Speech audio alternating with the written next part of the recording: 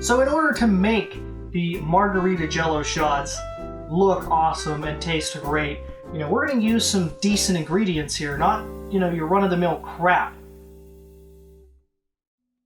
I see a lot of recipes call for limeade. If you see that kind of stuff, throw that recipe out. Use this one instead. First thing I'm going to do, I want to start off by prepping the ingredients. I'm going to throw everything in here first. That way, once we get the Jello ready with the boiling water, we can just dump it in, it's ready to go. So, prep is first.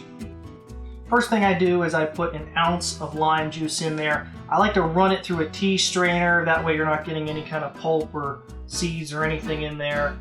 I don't mind that in a drink, but in Jello shots, I'd rather not have that in there. Follow that up with an ounce of lemon juice. I realize there's no lemon juice in our traditional margarita, but I feel it balances really well the taste of the lime. Then you want to throw in 6 ounces of tequila. That's what's going to get this party going here. And you don't have to use anything super expensive, but try and make sure it's 100% blue agave. Finish the premix section with an ounce of triple sec.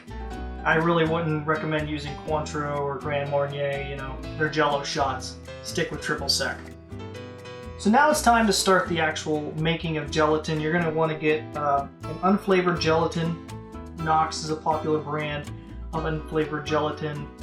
And 1 pack, 1 envelope of this will do. It's about a tablespoon worth.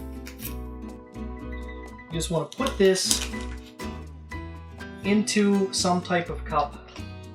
And we're going to take cold water, we're going to let that gelatin kind of sit for about 2 minutes so it swells up, it gets kind of working, however gelatin works.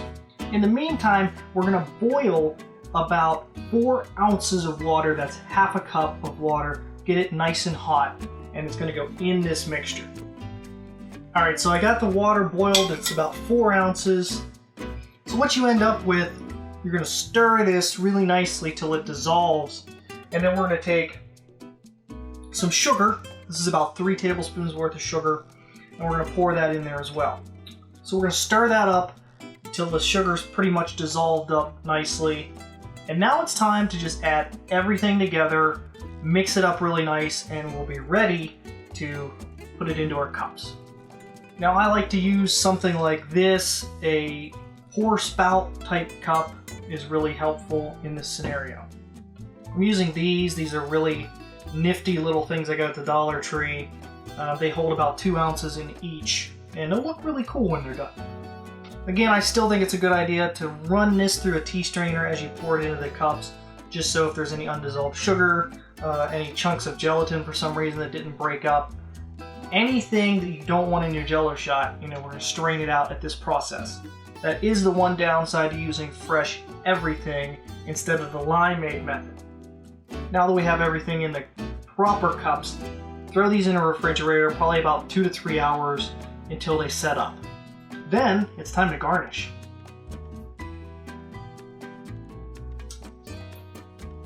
So it's a couple hours later. I've made a couple different drinks while these things were, firming up.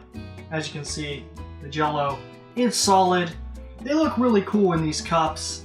I'm very happy with them, but they're not quite perfect yet. It's time to add a little touch.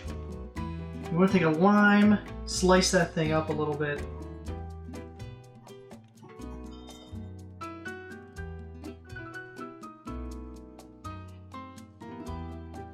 I'm going to run the inside of that along the lime, follow up with some margarita salt.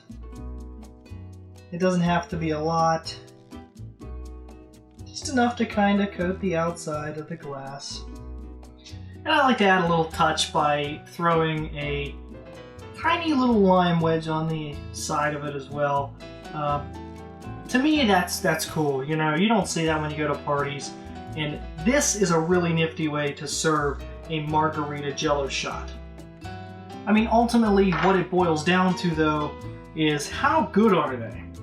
Because if they're not good, then there really is no point So I don't have a spoon out here except for my bar spoon, so let's give this a try.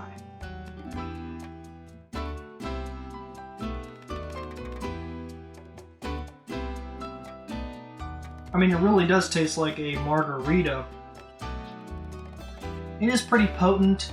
The one suggestion I would have is if you're not a crazy about tequila type person, or if your group likes sweeter drinks, maybe tone down a little bit of the tequila. Maybe 4 ounces instead of 6. Maybe bump up a little bit of the triple sec or the lime juice to get some of that sour up, because it is a very potent drink. Although this is more true to form of a traditional margarita than what maybe you're used to being served in a restaurant from one of those slushy machines. You know, those tend to be sweeter. This is more traditional. So if you're looking for the sweeter, subtract a little bit of the tequila, add a little bit of either sugar or lime juice, triple sec, you know, experiment with that to see how you like it. But the recipe as is, I enjoy. Well, that's all I have for today. If you're into that and you think it's going to spice up the party and you want to see more, then I invite you to click on the subscribe button down below. That bell icon will notify you when I post new drink recipes. Till next time, guys, remember that if this idiot can do it, so can you.